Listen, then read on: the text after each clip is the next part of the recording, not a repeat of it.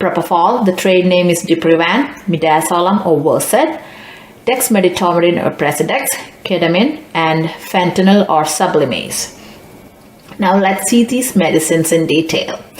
Propofol. Propofol is a general anesthetic. That means it has a sedative property. The exact mechanism is not known, but it is believed to increase the effect of GABA. GABA is an inhibitory neurotransmitter. That means it slows down the neurotransmission and it has a sedative effect. It sedates the patient. It's a preferred drug or most commonly used IV sedation in mechanically intubated patient because of two reasons. It has rapid onset of action. It acts fast. The onset of action is less than a minute. It's just seconds. And it has a short acting. It's a short duration of action. The action does not, or the effect does not last for longer time. Usually it's up to 10 minutes. It comes in 100 ml, 50 ml vial and a smaller ml vial for IV bolus or IV push in 10 ml, 20 ml, but the concentration remains the same. It is 10 mg per ml. So when the patient is on Propofol, you have to remember you have to change the tubing every 12 hours because it has lipid and it can act as a medium. It supports bacterial growth. So when the patient is on Propofol drip, change the tubing every 12 hours to avoid or because there is a risk of bacterial contamination.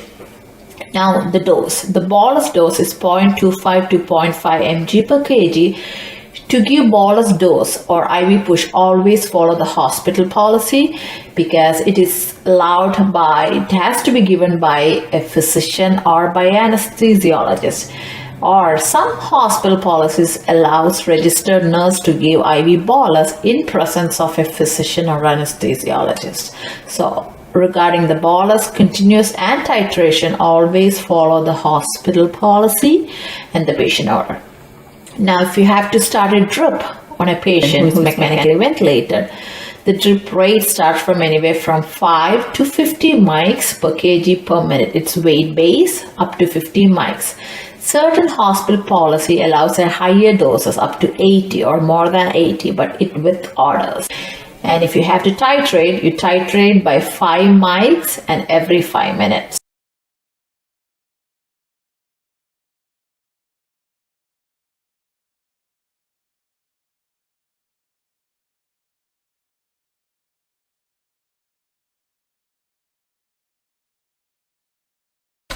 PaCO2 is the partial pressure of carbon dioxide and it is regulated by the respiratory system. The bicarb is the bicarb level in the arterial blood and it is regulated by kidneys. Now let's see the normal values. pH normal value is 7.35 to 7.45.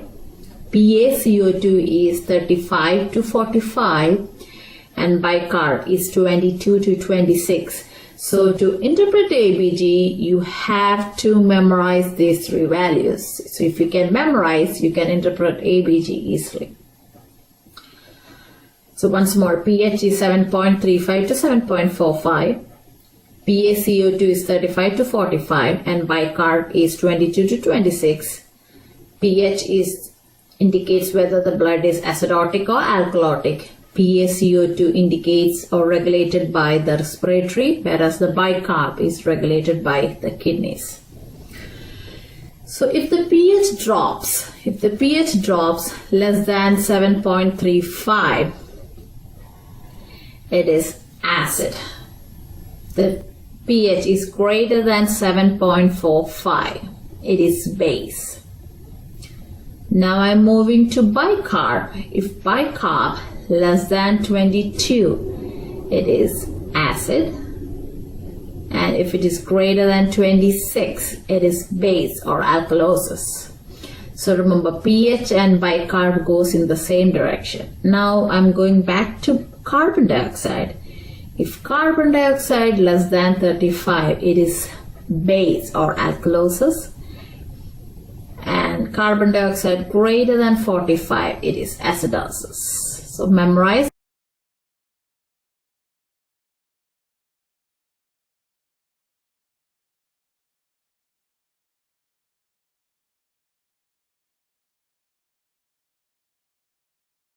in patients. So what is prone position?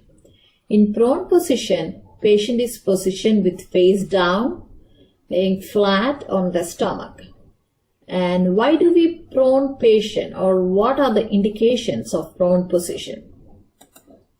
The indication includes ARDS, acute respiratory distress syndrome, or COVID-19, when the PF ratio is less than 200, or there is refractory hypoxemia. That means you are providing high amount of oxygen, IFiO2, but the patient still remain hypoxic.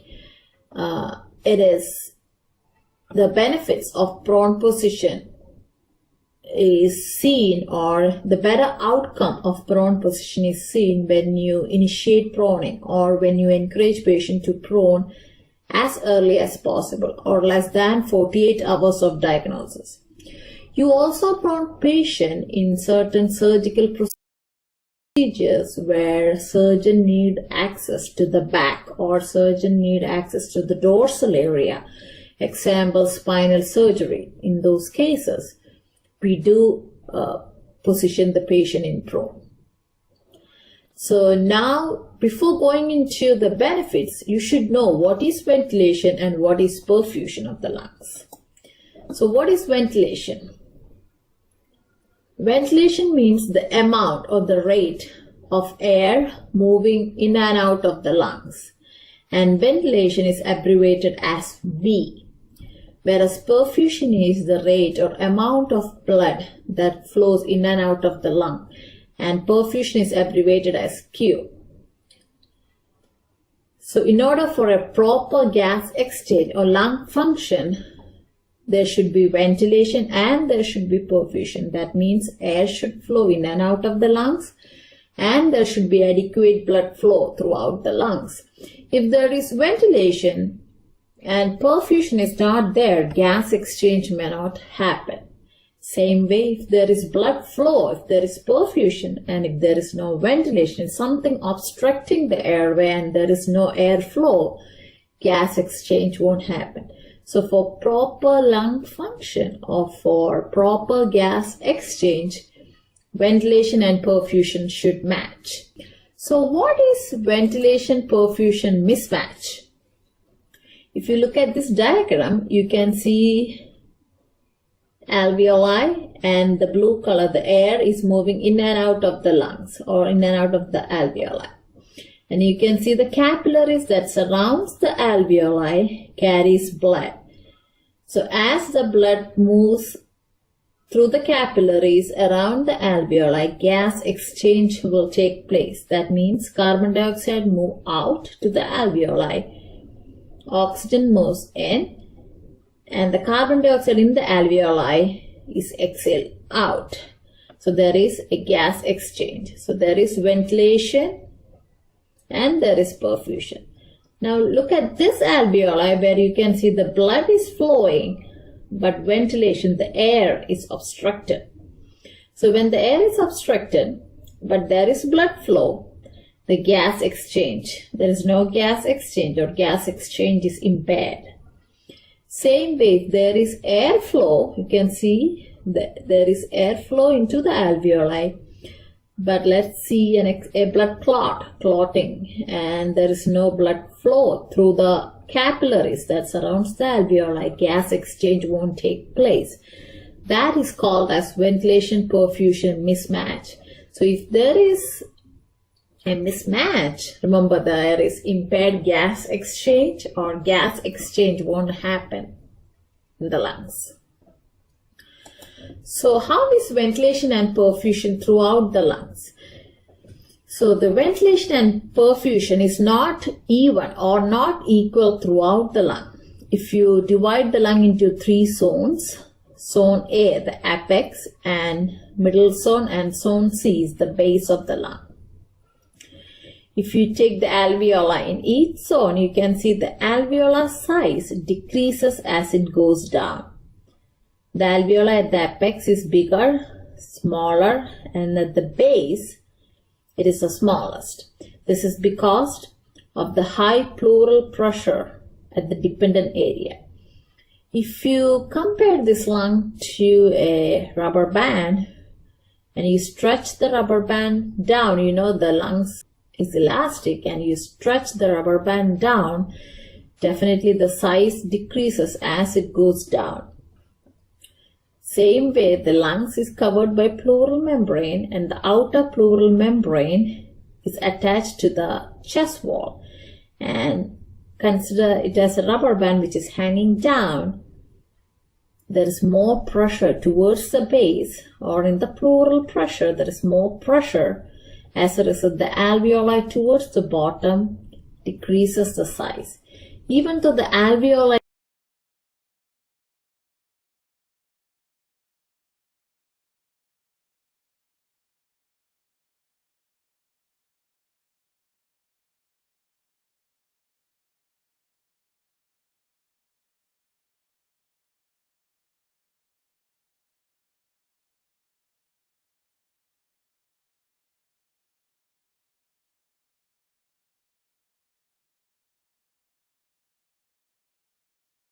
distress syndrome.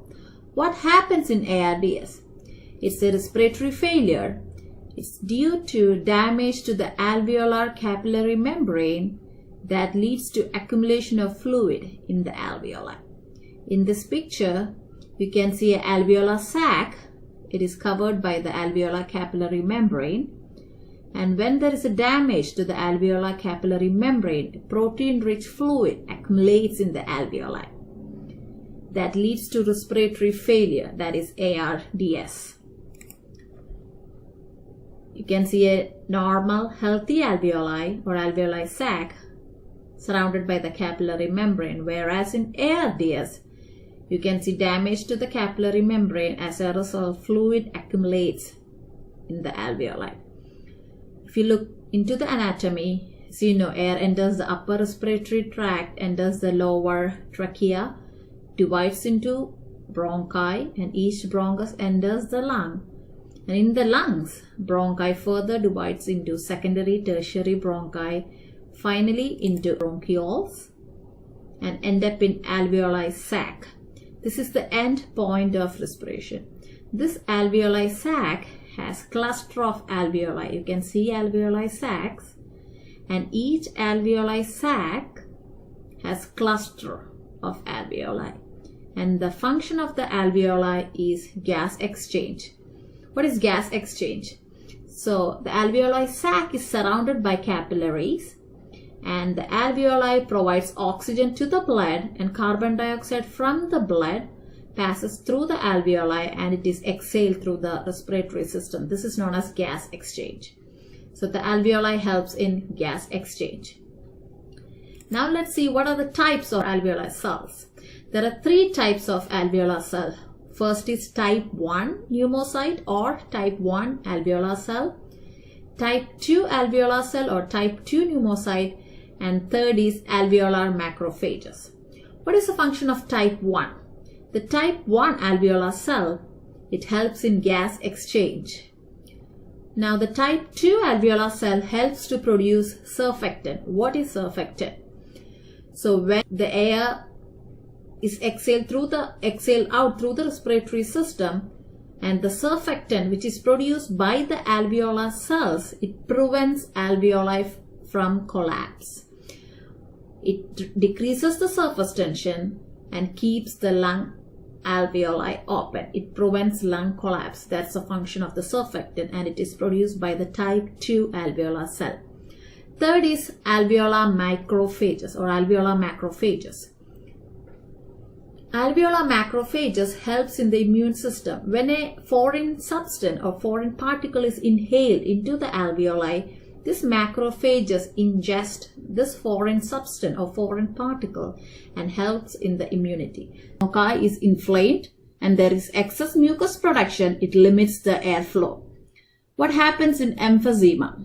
In emphysema, the alveoli sacs are damaged, which impairs the gas exchange. So chronic bronchitis and emphysema may lead to COPD. Now let's look into the anatomy of the respiratory system.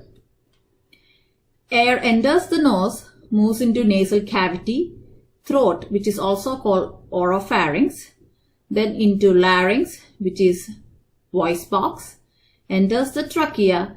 Trachea divides into bronchi at the point called carina.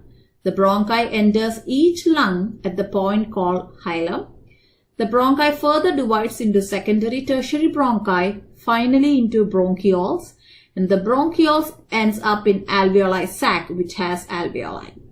The alveoli sac, the alveoli is covered with capillary networks, a blood network, and it helps in gas exchange. So what happened? Now let's see the pathophysiology of COPD. In chronic bronchitis, this is the healthy bronchi, whereas in bronchitis, you can see the bronchus is inflamed and there is excess mucus production. So the airflow is limited. When the airflow is limited, it decreases the oxygen in the blood, called hypoxemia.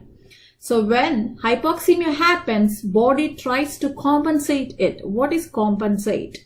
Whenever something bad happens to the body tries to fix it. So body tries to produce more RBCs for oxygenation of the tissues. It won't help. Instead, it makes the blood thick. When the blood gets thick, remember the pressure in the pulmonary artery increases. The pulmonary artery carries deoxygenated blood to the alveoli. So when the pressure increases, called pulmonary hypertension, there is a backflow of the pressure back to the heart, causing right side heart failure because the pulmonary artery originates from the right side of the heart, leading to right side heart failure. What happens in emphysema? In emphysema, look at the healthy alveoli, it's nice and round. But in emphysema, the alveoli is damaged. It cannot inflate and deflate with respiration. Remember, alveoli inflates when we breathe in. So when we breathe in, it inflates and air moves into the alveoli. It helps in gas exchange. That means the carbon dioxide moves out from the blood vessels to the alveoli and oxygen moves into the blood, oxygenate the blood. And when we breathe out, this alveoli deflates and helps in the exhalation of the carbon dioxide. So when the alveoli is damaged in emphysema, this gas exchange may not take place. The alveoli cannot inflate and deflate. The carbon dioxide cannot fully exhale from the alveoli and air get trapped in the alveoli. So air get trapped in the alveoli sac. That leads to hyperinflation of the lung. If you look at the X-ray, this is the normal lung, whereas and this happens over time. The lung is enlarged, hyperinflation of the lung. So when the lungs get hyperinflated, it affects the diaphragm. Remember the diaphragm at the bottom, and normally the diaphragm is dome-shaped. The diaphragm is a muscle that plays an important role in respiration. When we breathe in, the dome-shaped diaphragm flattens. It increases the thoracic cavity, creating a negative pressure, and air moves in. What is mechanical ventilation? Mechanical ventilation is delivery of positive pressure ventilation. That means air with positive pressure is delivered to the patient, to the lungs, when a patient is connected to ventilator, and it is delivered through endotracheal tube or through tracheostomy tube. It is indicated when a patient cannot breathe by their own or cannot keep the airway open, or patients in respiratory failure. Now let's see settings of mechanical ventilation. What is settings? Settings are numbers or parameters adjusted or set in the ventilator to provide adequate support to the patient, and the settings are ventilator mode, tidal volume, frequency or rate, FiO2, inspiratory flow rate, IE ratio, sensitivity and PEEP. Now let's see settings in detail. First is tidal volume. Tidal volume is volume of air that moves in and out of lungs during normal breathing. And in ventilator, tidal volume is set anywhere from 5 to 10 ml per kg of ideal body weight. So in ventilator, you may see set tidal volume as 350, 500 or 450. It depends upon patient's ideal body weight. Second is frequency or rate. It is same as respiratory rate, that is number of respiration given to the patient by the ventilator in 1 minute, set anywhere from 10 to 20 breaths per minute. So this is all initial settings, and the settings numbers may vary depending upon patient's condition and ABG. Third is FiO2. FiO2 is fraction of inspired oxygen. This is the percentage or concentration of the oxygen given to the patient. Immediately after intubation, FiO2 is set anywhere from 30 to 60%. At times, if the patient was on higher FiO2 prior to intubation, patient may need FiO2 up to 100%. Example, patient was on BiPAP and patient was receiving 100% of FiO2. Immediately after intubation, FiO2 is set as 100% and gradually it's weaned down depending upon patient ABG and PaO2. Next is inspiratory flow rate. This is the rate or speed or how fast the set tidal volume is delivered by the ventilator, and it is anywhere from 40 to 60 liters per minute. Next is IE ratio, that is inspiratory to expiratory ratio. That is the ratio of inspiratory portion to expiratory portion, and normally it is 1:2 to 1:4. A longer IE ratio is set when a patient having obstructive disease, example in COPD. This is because of air trapping. Now sensitivity. What is sensitivity? It is the negative pressure or the effort patient has to take to get a breath from the ventilator, and it is between -1 to -2 centimeter water. And finally PEEP. PEEP is positive and expiratory pressure, that is pressure in the alveoli at the end expiration. This PEEP helps alveoli from collapse. So when we breathe in, alveoli inflates, and when we breathe out, alveoli deflates. So when there is a positive PEEP, it helps alveoli from collapsing and improves the gas exchange. It is set anywhere from 4 to 6 centimeter water. But in certain patients with refractory hypoxemia, that means patient is receiving high FiO2, but these patients are still hypoxic, they need a higher PEEP to keep this alveoli open. And this is seen in ARDS or in COVID-19. So when you take care of patient with high PEEP, you have to remember this high PEEP can increase intrathoracic pressure and can decrease the cardiac output. What are the types of pneumonia? Pneumonia is usually categorized into community-acquired pneumonia. This pneumonia develops in the community outside the hospital. This is the most common type of pneumonia. Next is hospital-acquired pneumonia. This pneumonia develops when a patient during hospital stay, usually after 48 to 72 hours after hospitalization.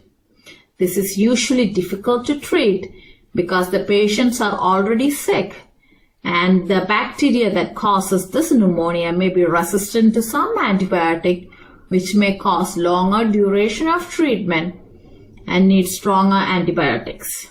Third is aspiration pneumonia. This pneumonia is due to the aspiration of food, GI contents, vomit, or saliva into lungs. Now let's see the high-risk group for pneumonia. Children 2 years old or younger, elderly 65 or older, people with chronic lung disease, example asthma, COPD, hospitalized patient, weakened immune system, smoking, which damages body's natural defense mechanism against bacteria and virus that causes pneumonia. How is pneumonia diagnosed? With chest x-ray. Chest x-ray you may see infiltrates in the lungs, sputum culture and sensitivity, which helps to identify the organism and treat accordingly. In the ABG, you may see respiratory acidosis and abnormal breath sound. Or traumatic. What is spontaneous? As the name explains, it happens spontaneously, no specific cause. So what is traumatic? There is trauma or injury to the chest. Spontaneous can be two, primary or secondary, and traumatic can be open or closed. Spontaneous. What is primary spontaneous? No specific cause. It is due to the sudden rupture of bleb. What is bleb? It is air blisters or thin-walled sac of air. When it ruptures, air leaks into pleural space, causing lungs to collapse. It is usually seen in tall, thin males at the age 20s, and smoking increases the risk. In secondary spontaneous, no specific cause, but usually have other underlying lung disease, example pneumonia, COPD, etc. Now let's see traumatic. Traumatic can be open and closed. What is open traumatic? There is open chest wound, as seen in gunshot, with breathing or cough. Patient may feel difficulty in breathing. General signs and symptoms include decreased appetite, nausea, vomiting, nasal congestion, headache, fatigue, fever, confusion, which is usually seen in elderly patients. How is pneumothorax diagnosed? By chest X-ray and by CT scan of the chest. Now let's see the signs and symptoms of pneumothorax. The signs and symptoms depends on severity. Patient may experience shortness of breath, dyspnea, pressure or pain, chest pain, and usually it worsens with inspiration. Increased heart rate, tachycardia. Increased respiratory rate, tachypnea. And as the severity increases, patient may experience cyanosis. There will be absent breath sound on the affected side. Blood pressure may drop, confusion, loss of consciousness. These severe symptoms are usually seen in tension pneumothorax. What is tension pneumothorax? It is the most severe form of pneumothorax. When air accumulates in the pleural space, when this lung or pleural membrane acts as a one-way valve, that means air accumulates but the trapped air cannot escape. Narrow spectrum antibiotic example are macrolides, example C-Pack, Citromax. Penicillin, example penicillin G. Now the broad spectrum antibiotics are cephalosporins, third and fourth broad spectrum. Tetracycline, example doxycycline. Then comes vancomycin, which is used in arteries. There is increased pressure in the pulmonary circulation and fluid can leak into the lung alveoli. Exposure to toxins. Certain toxins inhaled can damage the lung alveoli and the capillary membrane. Smoke inhalation. Smoke contains chemical that can damage again the alveoli and capillary membrane. And fluid leaks into the lung alveoli, causing pulmonary edema. Drowning, that is fluid aspirated into the lung alveoli. Another cause for non-cardiogenic pulmonary edema is TRALI, that is transfusion-related acute lung injury. What is TRALI? That is pulmonary edema that happens post-blood transfusion. How does pulmonary edema happens after blood transfusion? This is because the donor's blood has antibodies. This antibody sometimes can damage this capillary network, the capillary membrane that surrounds the alveoli. As a result, fluid leaks into the interstitium and to the lung alveoli, causing pulmonary edema. Another non-cardiogenic cause of pulmonary edema is neurogenic, that is damage to the central nervous system. Whenever there is a damage to the central nervous system, example seizures, or whenever there is a brain injury or meningitis, there is increased catecholamine secretion. Catecholamines are neurotransmitters and they can constrict the pulmonary circulation. So when there is constrict pulmonary circulation, or whenever there is a constricted pulmonary circulation, there is increased pressure in the pulmonary circulation. As a result, fluid leaks into the lung alveoli, causing pulmonary edema. Another reason is acute kidney injury, that is, fluid overloaded from a kidney damage can lead to pulmonary edema. Hepatic dysfunction. So liver produces plasma protein. This plasma protein in the blood vessel has oncotic pressure. The oncotic pressure by the plasma protein helps to keep fluid, helps to retain fluid in the blood vessels. So whenever there is a liver dysfunction, liver problems, the plasma protein production is decreased. As a result, there is decreased oncotic pressure. Whenever there is a low oncotic pressure, fluid can leak into the interstitial space, and in the lungs it can lead to pulmonary edema. Another cause of non-cardiogenic pulmonary edema is high altitude pulmonary edema. That is, when a person travels or exercise at a higher altitude, that is usually above 8,000 feet, pulmonary edema can happen. This is because at higher altitude, the inhaled air has low oxygen concentration. So this low oxygen concentration in the inhaled air can make pulmonary vascular constriction, narrowing of the pulmonary circulation, and increased pressure due to narrowing or constricted pulmonary circulation can lead to fluid leaking into the lung alveoli, causing pulmonary edema. Now let's see what are the signs and symptoms a patient exhibit when pulmonary edema happens. So the lung alveoli is filled with fluid. As a result, patient can exhibit shortness of breath, and it gets worse with activity or when lying down. Pink frothy sputum.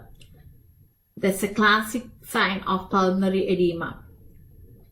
And it can be blood tinged. It's because the fluid as well as small RBCs may leak into the lung alveoli, causing pink frothy sputum. When you auscultate, you will hear crackles. Crackles on auscultation. Wedge pressure is less than 18 or normal. That indicates the pulmonary edema is not secondary to heart failure, and ARDS is acute in onset. This is the image of a patient with ARDS, and you can see all white patches, diffuse bilateral infiltrates both lungs. So remember the key points. It is acute in onset. Within 48 hours after injury, X-ray shows bilateral diffuse infiltrates, severe hypoxemia, non-cardiogenic pulmonary edema, which is pulmonary capillary wedge pressure less than 18. So what is PF ratio? PF ratio means PaO2 by FiO2 ratio.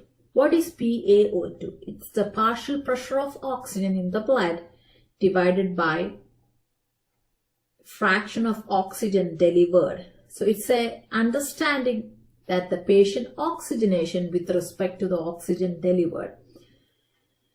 PaO2 you can assess by doing a patient's ABG, whereas FiO2 is the amount of oxygen delivered to the patient. Now let's see an example. This is the patient 1. The patient is on room air and ABG shows PaO2 of 60. To calculate PF ratio, PaO2 is 60 and FiO2. Remember, the room air has 21% of oxygen.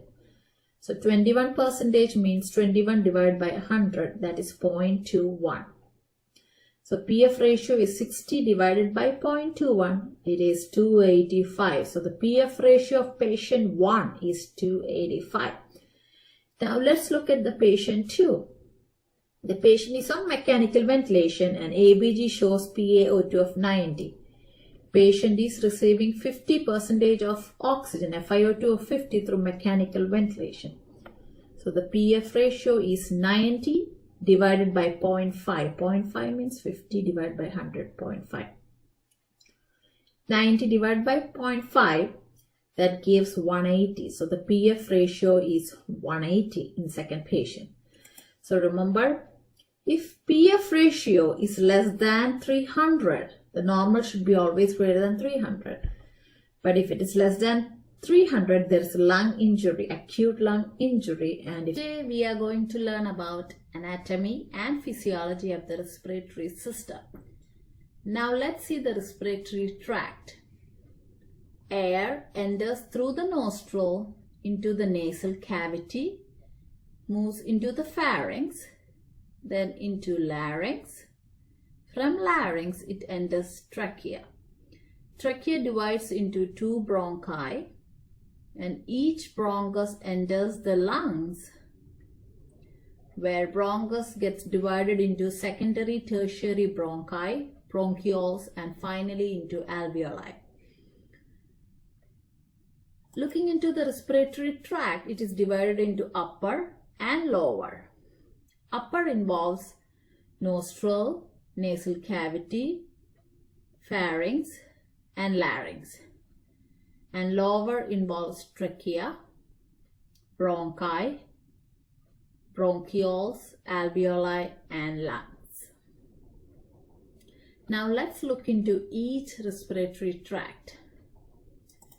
Here is the nasal cavity, and air enters through the nostril. The opening of the nose is called nostril or nares.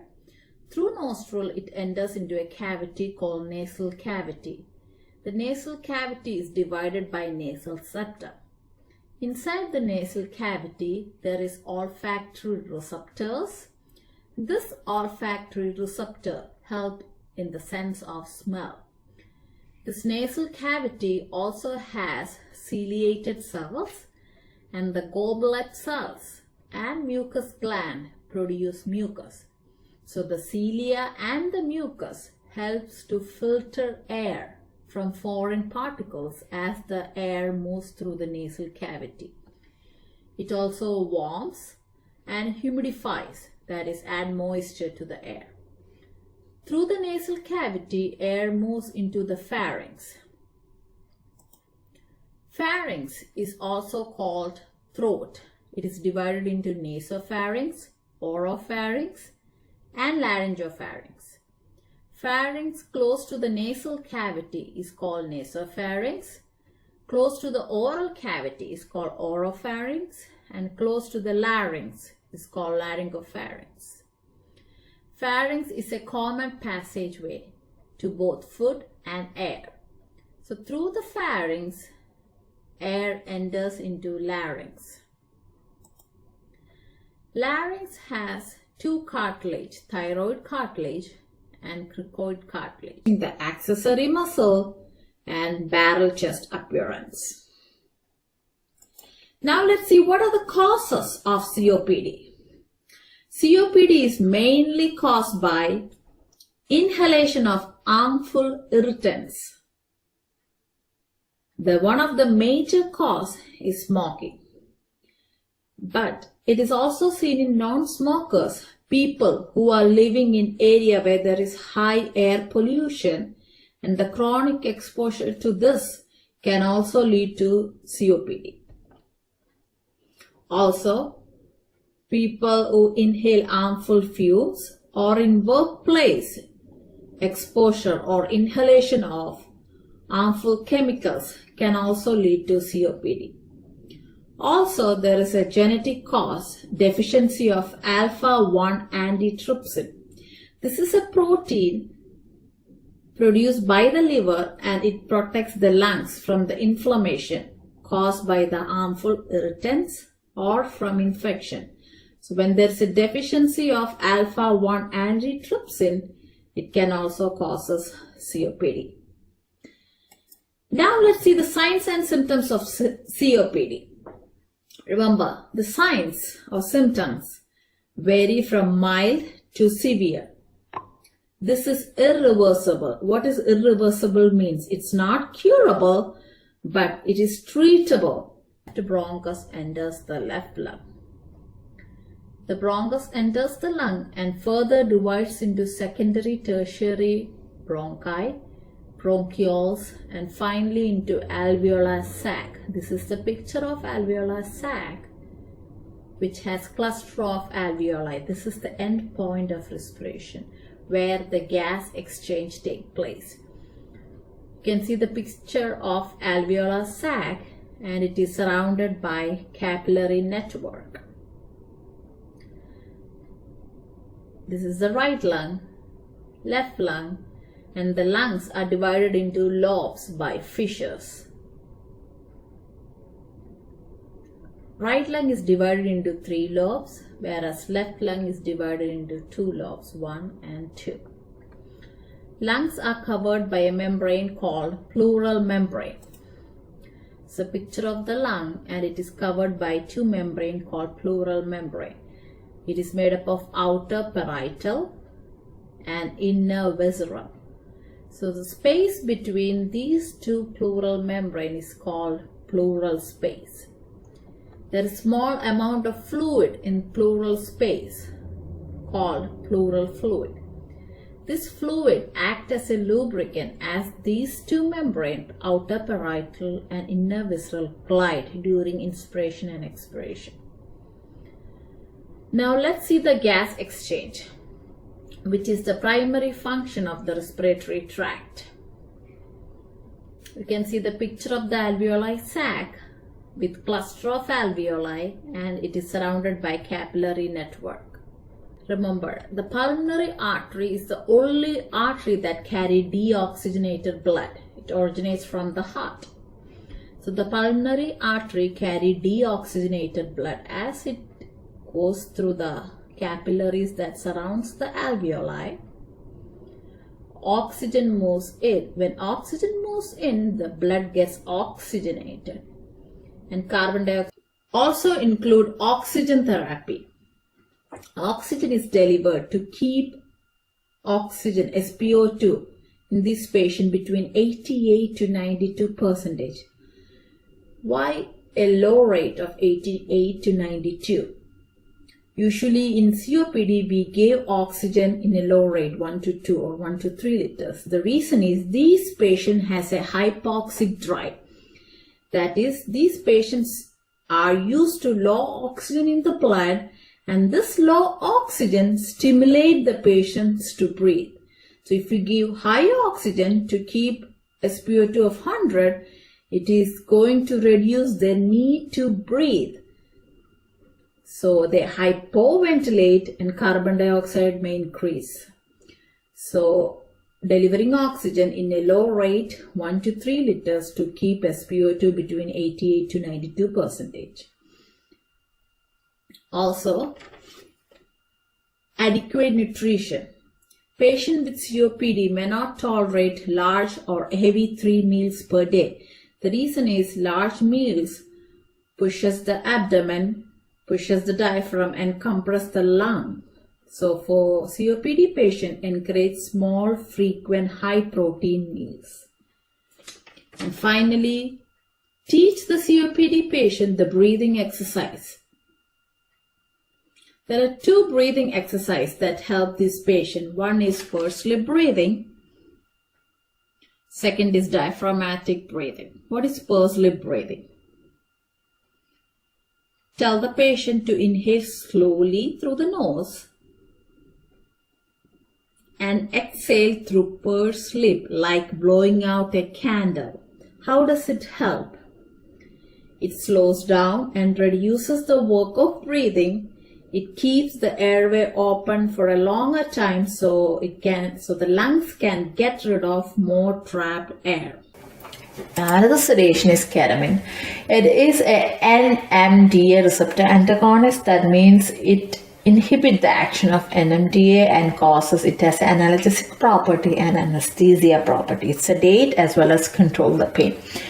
If the goal is only to control the pain level, It is usually used as a low dose, and the dose is 0.1 to 0.4 mics per kg per hour.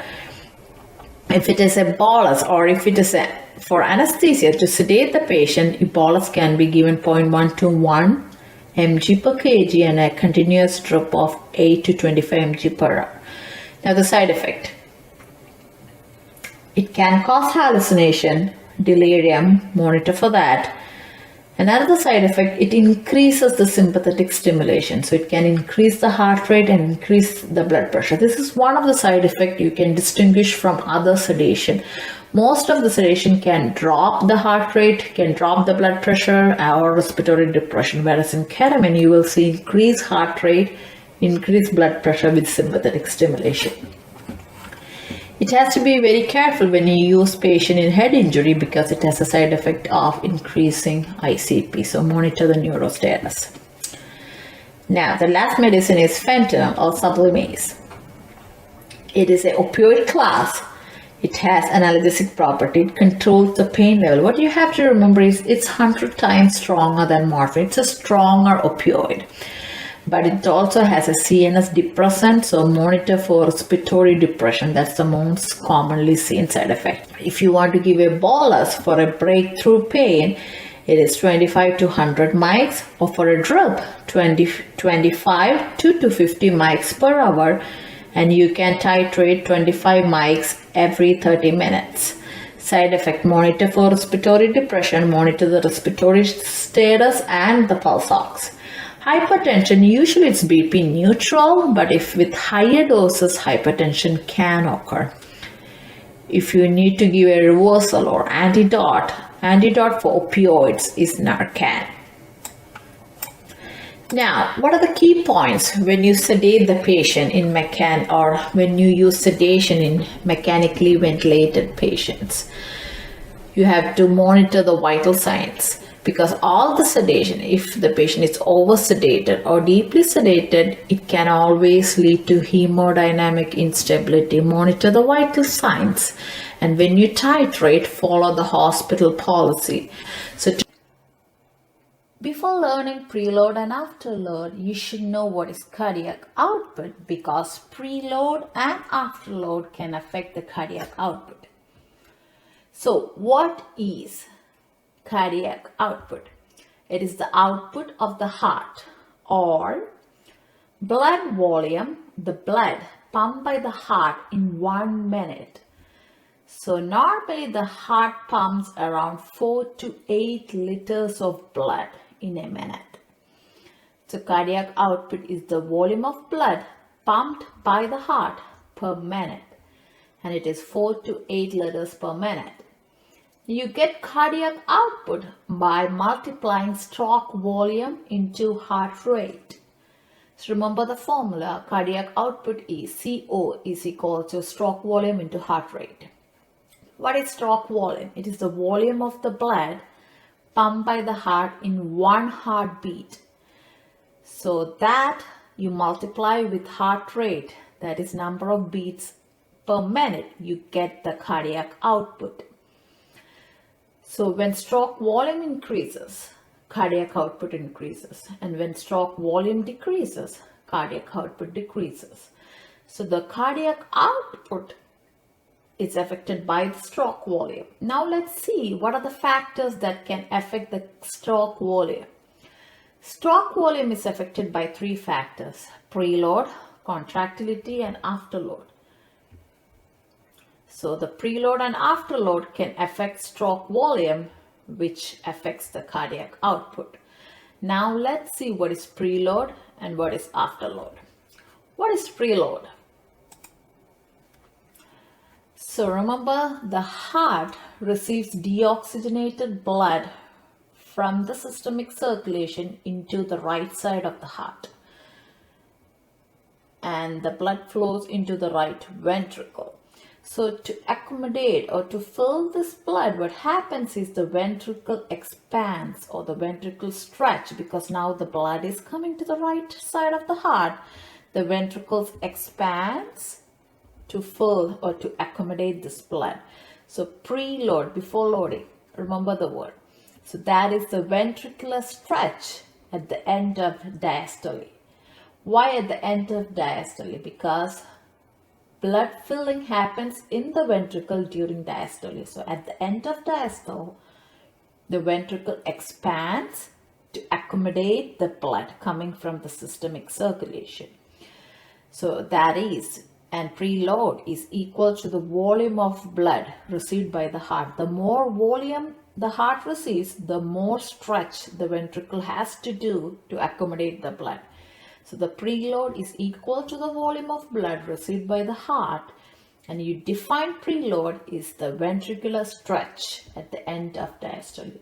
So remember the key word, preload is the volume, is the stretch, or it is the volume. Now what is afterload? So the heart receives blood to the right ventricle, and right ventricle pumps blood into the pulmonary circulation. The blood gets oxygenated, and this oxygenated blood comes back to the left side of the heart into the left ventricle, and the left ventricle pumps blood into the systemic circulation. So the right ventricle pumps blood into the pulmonary circulation, and left ventricle pumps blood into the systemic circulation. So to pump blood from the ventricle, heart has to exert some pressure. That is afterload. That is, for loading or afterload, is the pressure the ventricle has to exert or the heart has to pump to get blood out of the ventricle. So afterload is the pressure the ventricle exerts to pump the blood. This can lead to pulmonary emboli. Placenta. Small parts of the placenta that escapes into the maternal circulation can lead to pulmonary emboli. Air emboli. When does air emboli happen? During surgery, when a large amount of air escapes into the circulation, or through an IV catheter, intravenous catheter, it can lead to air emboli and a pulmonary emboli. Next is fat emboli. This emboli happen when there is fracture of the long bone, and from the bone marrow, fatty particles escapes into the blood circulation and can cause fat emboli. Parts of the tumor can lead to pulmonary emboli, or it can be also due to septic emboli. Now let's see what are the risk factors. Surgery or trauma associated with this: bed rest and blood trauma or damage to the blood vessels also contribute to pulmonary embolism. Another risk factor is prolonged immobility, example in hospitalization or a long journey. It all can cause venous stasis in the lower extremities, venous pooling, and as a result, blood clot can happen and lead to pulmonary emboli. Obesity can lead to pulmonary emboli. Hypercoagulability, that is any blood disorder that leads to clotting disorders or cancer, or in malignancy patient, increases the risk of PE. Smoking, previous history of DVT, presence of IV catheter can increase the risk. Certain medication that contain estrogen, example oral contraceptive pills. If a person is on OCP pills and also smoking, remember that patient has a high risk of getting a PE. Also, as age increases, it increases the risk for PE. What are the signs and symptoms? Remember, it's the blood clot or emboli that blocks the circulation. As a result, patient may experience chest pain that worsens with breathing, shortness of breath, heart rate may increase, breathing may increase. Patient may feel signs of anxiety, sweating, fainting, heart palpitation, coughing of blood, and may exhibit signs of shock. What is saddle PE? Saddle PE means PE that occurs at the bifurcation of the pulmonary artery. Remember, from the right ventricle, pulmonary trunk begins and it bifurcates. It divides into right and left pulmonary artery. The emboli is at the bifurcation point, it's a dividing point. Then it's called saddle emboli. And this emboli can be fatal because it's large enough to obstruct a large amount of blood flow to the lung, or it can break into small and cause multiple emboli. So this is very fatal. How can you diagnose PE? Sometimes PE is misdiagnosed or difficult to diagnose because the signs and symptoms associated with PE is also seen in other conditions. But some of the blood tests done in PE include D-dimer. What is D-dimer? It is a protein produced when a blood clot is formed and it breaks down in the body. The normal level is less than 500. So a negative result means less than 500 means a clot is not present. But what if it's the positive result, or it's greater than 500 means a clot may be present, but it is not specific. That means D-dimer can be elevated in some other condition, example trauma. So a positive D-dimer means it's a high risk. Also, more testing is needed to confirm the presence of PE. Second is ABG. In arterial blood gas, you will see sudden drop in the oxygen level that can suggest PE. Coagulation profile. It includes coagulation studies include PT, APTT to rule out any coagulation disorders. And next we'll see some of the imaging tests done to rule out PE. It includes CT pulmonary angiogram, also called CTA or CTPA. In this, a contrast is injected into the vein during CT scan, and it helps to identify any block in the pulmonary vessels or in the pulmonary arteries. The next include VQ scan.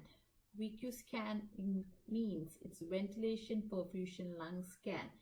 During this scan, instead of contrast, a radio-opaque dye is injected, and it helps to identify any filling defects.